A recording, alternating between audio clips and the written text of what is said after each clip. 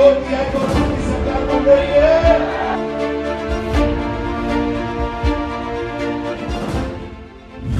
700 शहादत, टिकैत के आंसू, क्या बदला लेने के लिए वोट डालेंगे किसान?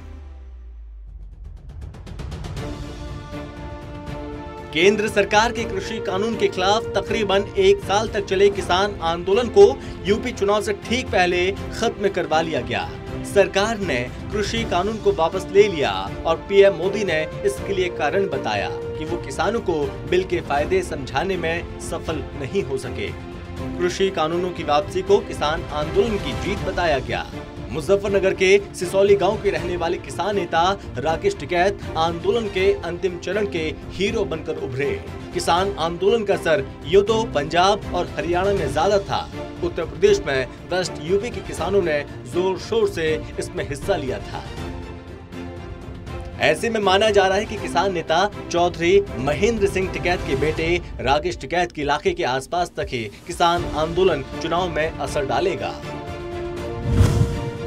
उत्तर प्रदेश की राजनीति में किसानों की भूमिका क्या है? उत्तर प्रदेश विधानसभा सीट और आबादी के हिसाब से देश का सबसे बड़ा राज्य है।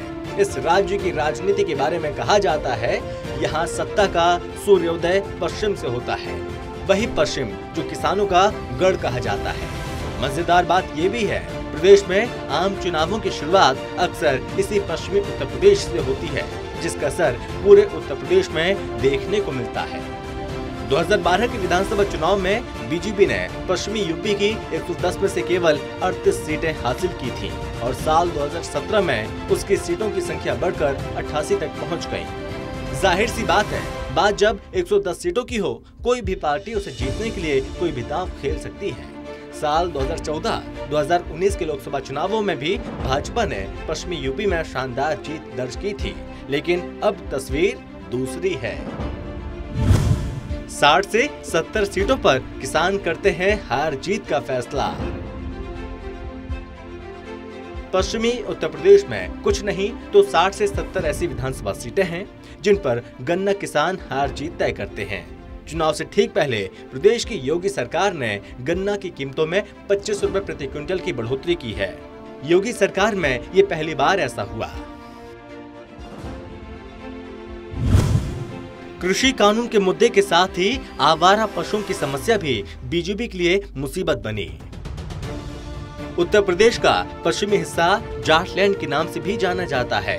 2017 के विधानसभा चुनाव में मुजफ्फरनगर दंगे के चलते ध्रुवीकरण से भाजपा को बड़ा फायदा मिला था और इस क्षेत्र की 58 सीटों में से 53 सीटों पर भाजपा ने बड़ी जीत दर्ज की थी। लेकिन इस चुनाव में किसानों की नाराजगी भाजपा के खिलाफ नजर आ रही है और केंद्र सरकार के द्वारा कृषि कानून को वापस लेने से कुछ किसानों की नाराजगी जरूर दूर होगी, लेकिन पूरी नाराजगी अभी खत्म नहीं हुई। इसके साथ ही किसान के खेतों को नुकसान पहुंचा रहे आवारा पशुओं का मुद्दा किसानों के लिए महत्वपूर्ण है। किसानों के खेतों में घूम रहे आवारा पशु इस बार बीजेपी को चुनाव में नुकसान करा सकते हैं। इस बार भाजपा को पश्चिम उत्तर प्रदेश में 2017 के मुकाबले 15 से 20 सीटों का नुकसान हो सकता है। हम जहाँ पे जा रहे हैं, हम वहाँ पे बहुत सी प्रेस कॉन्फ्रेंस कर रहे हैं संयुक्त मोर्चे की तरफ से, और जो एक अपील है वो हम अभी आपको दिखाएंगे। वो अपील भी वो देंगे आप सब लोगों को। हमारा क्वेश्चन वहाँ की देश की जनता से ये रहेगी कि जो भी आपसे वोट मांगना है, जो भी नेता जाए, उनसे क्वेश्चन जरूर करें। वाले समय में जिस तरीके से किसान, व्यापारी, नौजवान नाराज हैं, हर वर्ग के लोग दुखी हैं। जिले का नाम बदला जा रहा है, जौनपुर जिले का नाम। सरकार को हटाने के लिए हर वर्ग के लोग तैयार हैं। यूं ही नहीं मिला लिया अखिलेश ने जयंत से हाथ। वैसे भी किसान आंदोलन का असर उत्तर प्रदेश में शुरू से ही कहीं दिखा, वो है पश्चिमी उत्तर प्रदेश। इसकी वजह ये भी है, इस इलाके में ज्यादातर गन्ना किसान हैं। वे कृषि कानून के खिलाफ चल रहे आंदोलन में शुरू से शामिल रहे। राजधानी दिल्ली में आंदोलन का नेतृत्व करने वाले भारतीय किसान यूनियन के नेता राकेश टिकैत और रालोद नेता जयंत चौधरी इस इलाके में ज्यादा प्रभावी हैं। इस वक्त राकेश टिकैत ने फ्रंट पर आकर तो जयंत ने पर्दे के पीछे से किसान आंदोलन का नेतृत्व भी किया।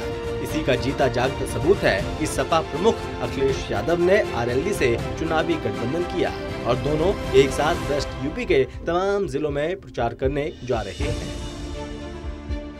यूपी के सीएम योगी आदित्यनाथ भले ही ये कह रहे हों कि किसान आंदोलन का असर यूपी के चुनाव पर नहीं पड़ने वाला, लेकिन बीजेपी के बड़े नेताओं खास तौर पर अमित शाह के जाटों को लुभाने के प्रयास में सत्ताधारी दल की आशंका साफ तौर पर दिखती है। चाहता है यहाँ का किसान, यहाँ का व्यापारी, यहाँ का नौजवान, यहाँ का शिक्षक, यहाँ का अधिवक्ता, यहाँ के पत्रकार साथी, यहाँ के प्रबुद्ध लोग, बुद्धिजीवी लोग, हर वर्ग के लोग बदलाव चाहते हैं। जाटलैंड में सपा रालोद गठबंधन को बढ़त। पश्चिम उत्तर प्रदेश की मुजफ्फरनगर, बागपत, हापुड़, मेरठ, शामली, गौतम बुद्ध नगर, गाजियाबाद, बुलंदशहर, आगरा, मथुरा, अलीगढ़ की विधानसभा सीटों पर 10 फरवरी को पहले चरण का मतदान होना है। ये पूरा इलाका जाटलैंड के नाम से जाना जाता है। 2017 के चुनाव में ध्रुवीकरण से बीजेपी को बड़ा फायदा पहुंचा, लेकिन इस बार किसानों की नाराजगी से भाजपा को नुकसान पहुंचा सकती है। पश्चिमी उत्तर प्रदेश की 71 सीटों में से भाजपा को 33 से 37 सीटें मिलने की उम्मीद है।